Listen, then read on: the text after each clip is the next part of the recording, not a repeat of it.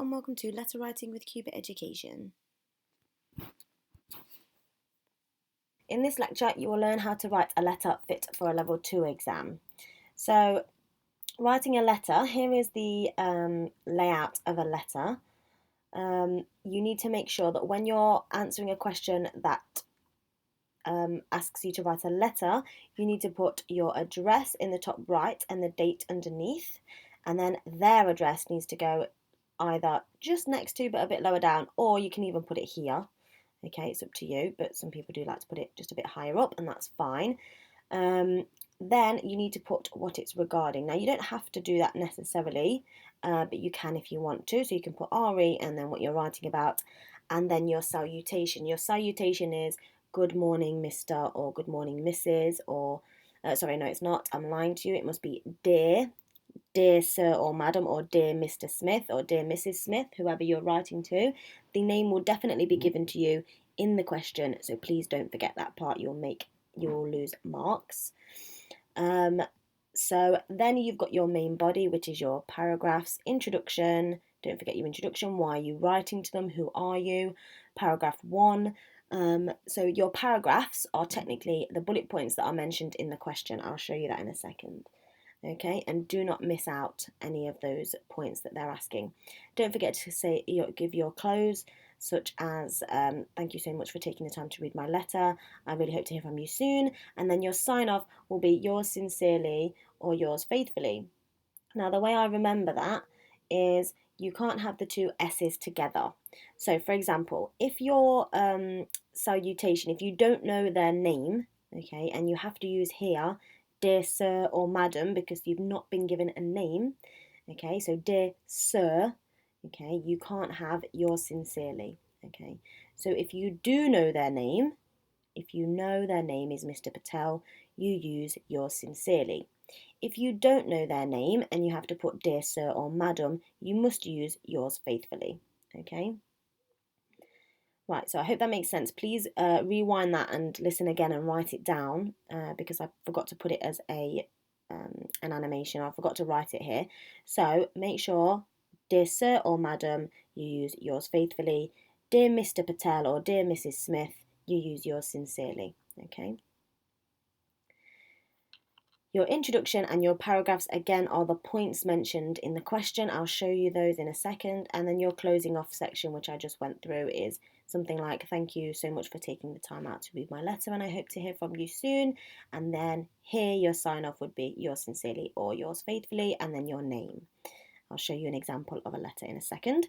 So here is just going through the things that you need again, just to make sure. Your introduction, tell the reader who you are and what you're doing. Ignore this bit because it might be a complaint, but it might not. Your paragraph 1, inform the reader about what is happening, what you want them to do. That will be your first bullet point in the question. I'll show you that in a second. Paragraph 2 will be your second bullet point asked of you in the question. Paragraph 3 will be the third bullet point asked of you in the question. And then your close and your name. Yours sincerely, yours faithfully, and your name. So here is the question. Okay. Wanted fun-loving festival fans to work for the weekend at the Amelie Family Festival. Amelie Family Festival is a popular and critically acclaimed music festival providing entertainment for the whole family. In addition to the main stages, there will be smaller fringe stages and workshops for all age groups and music tastes. We're looking for people to work in a number of different roles. We need security stewards, childcare workers for the children's tent, bar and waiting staff for the catering areas, cleaners and litter pickers. On top of the competitive hourly rates we offer, you will also get accommodation and all meals, and most importantly, you can access any of the music or entertainment areas during your breaks. If you are prepared to work hard and are available from the 20th to the 22nd of August, then apply in writing telling us about yourself, explaining why you are suitable for a particular role, and any relevant experience you have had. Persuade us to employ you. So here, this bit is where you need to know what you're going to write in your bullet points, is what you're going to write in your paragraphs. This can be used as extra information to talk about. Okay, you need to tell us about yourself, why you are suitable, and any relevant experience you've had. Please write to John James, Festival Organiser, Emily House, Amelie, AM332Y. Your task is to write a letter of application in response to the advertisement above. You get 26 marks and it's 250 to 300 words as usual. These are the bits you need to write about, so make sure you don't forget them. Let's have a look at an example answer. Also, you will be assessed on exactly the same types of things that you've been assessed on before, like in article writing and in email writing. Present your information or ideas clearly and concisely in a logical order and be persuasive. Use a range of sentence structures, complex sentences, and paragraphs to organise written communication effectively. Again, the complex sentences section, you'll be already doing that because you're already writing emails for work purposes and things like that. Sentence structure, just make it clear and use paragraphs nicely. Structure and formatting information appropriately, which comes under paragraphing. Punctuating text accurately, including the use of commas, apostrophes, and inverted commas where required, so just make sure you use your grammar correctly. And ensuring writing is fit for purpose and audience with accurate spelling and grammar that support clear meaning. Okay. Again, I'll show you the marks that they get at the end, which clearly show what you get for each of these. So, Dear Mr. James, now, first of all, I've missed out the address and date and their address, but just don't forget it yourself. I just haven't put it on the answer. So, Dear Mr. James, I'm writing in response to the advert you placed looking for, spelling error, people to work at the Amelie Family Festival. So that's our introductory kind of like who you are, what you're doing. Paragraph space would be here. It's just I've got it bigger so that I could put the spelling errors in and things like that. So yeah, this would be a second paragraph. Your first bullet point, if I go back to the question, is telling us about yourself and explaining why you are suitable for the role. Okay. I would like to apply to be one of the litter pickers or the security stewards. I haven't had any experience in either of these roles, but feel very confident about my abilities to pick up litter. Okay, I'm sure I could do this to the required standards. If there is no positions, that should be are no positions because we're talking about more than one as a litter picker. I would like two, and you only need one. It looks like they've tried to put two O's in there, but you only need one O. I would like two is just one O. Be a security guard. Again, I have had no experience. I assume there will be some training involved. I'm a hard worker and can work as a team, work in a team, or on my own. You can be sure I will not work hard throughout the whole weekend. Okay, not very clear. Okay, you won't work hard? Why? So, what have you got to lose? Language, persuasive? Not really. It's a bit like, okay, it'll do. I'm so excited about this opportunity. I really want to work here. I've heard really good things about the festival and want to experience it for myself. That's really nice. He needs to be more persuasive here. This sounds a little bit, I'll take it or leave it. I'm not really that bothered. At the moment, I'm a student at college studying performing arts and theatre management. As this is a similar field to running a festival, I think we could both benefit from me working there. So they're not doing the bullet points in order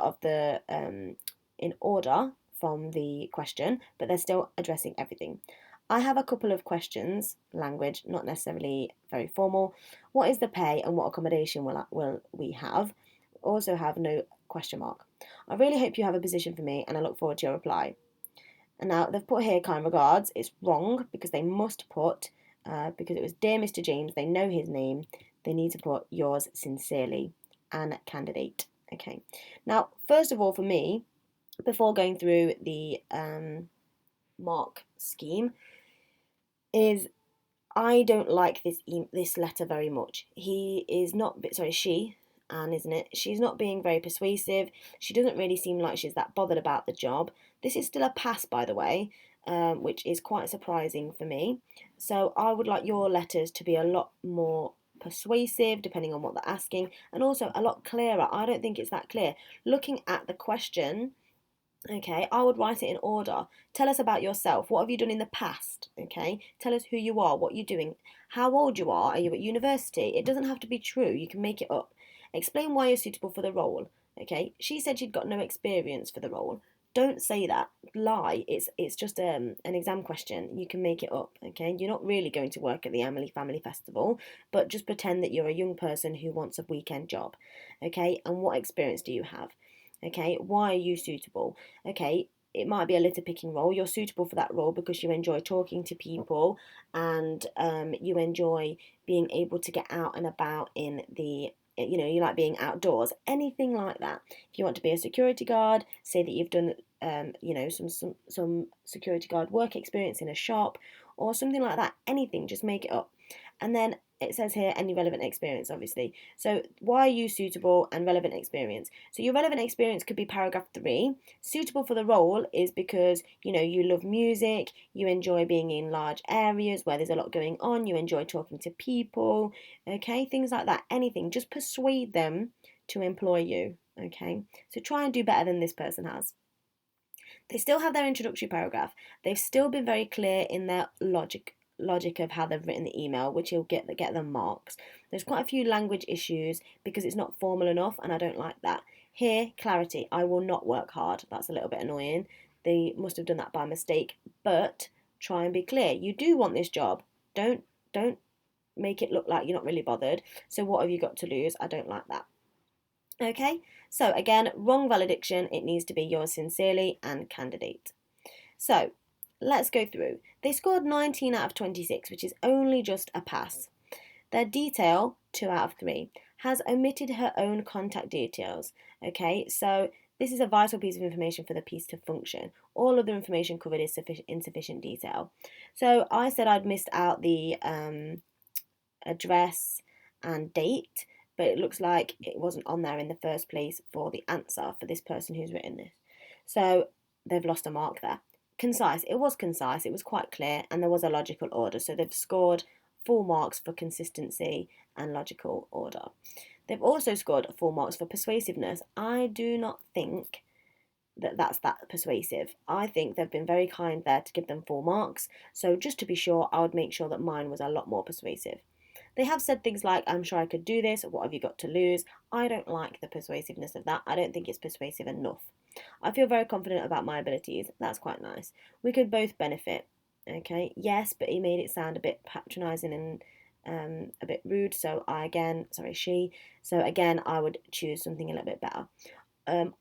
All are examples of language designed to attempt to persuade the reader. Yeah, kind of. I don't agree, but whatever. I want yours to be a lot better. Format, it is a letter. Yes, we know it's a letter, but again, they've lost marks here with lost marks there with the fact that they've not got their name and address. So please make sure you put that on. Structure, 0 out of 2. Incorrect valediction, should be yours sincerely, no sender's address and no date. Okay, so they've lost 4 marks. They've lost all the marks on structure because they didn't write that. Language and clarity, 2 out of 3. 2 language issues and 1 clarity issue in a document of suitable length. They're quite kind with the marks here, I think. I just want you to get 4 marks if you can, so please try and notice where they've gone wrong in this letter. Spelling, 2 out of 3. 4 spelling errors in a document of suitable length. Some are obviously just typos, but are penalised nonetheless, so please be careful. Punctuation, 3 out of 4. 4 punctuation errors in a document of suitable length. Grammar, 3 out of 4. 1 grammar error in a document of suitable length. So, 19 out of 26. Language/persuasiveness. Tone of the comment is a possible issue. Although it could be argued that it is an attempt to persuade, in the context of responding to the source material, it could be seen as an acceptable tone. But I don't really think that's true. I want you to write nice and formally if it's asking you to write in response to a job, because that's how you should write. Please make sure you notice the errors that person made, because I want you to get 4 marks in your writing exam. Okay, well done, and thank you very much.